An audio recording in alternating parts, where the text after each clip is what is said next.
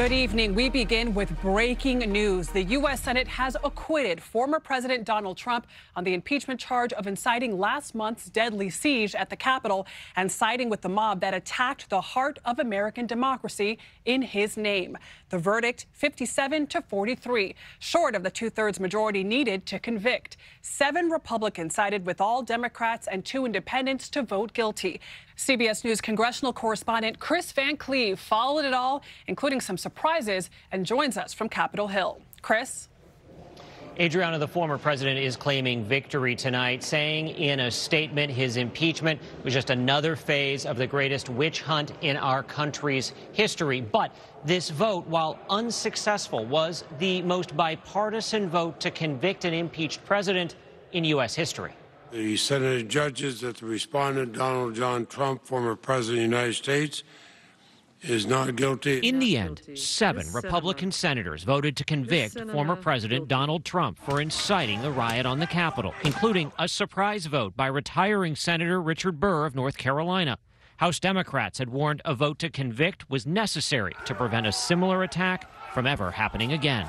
We're defending the U.S. Senate and the U.S. House against a president who acted no better than a marauder and a member of that mob. The 57-43 vote fell short of the 67 needed to convict Mr. Trump, who is the only president to twice be impeached by the House of Representatives and twice acquitted by the Senate. This impeachment has been a complete charade from beginning to end. But the vote was not without drama befitting a political theater.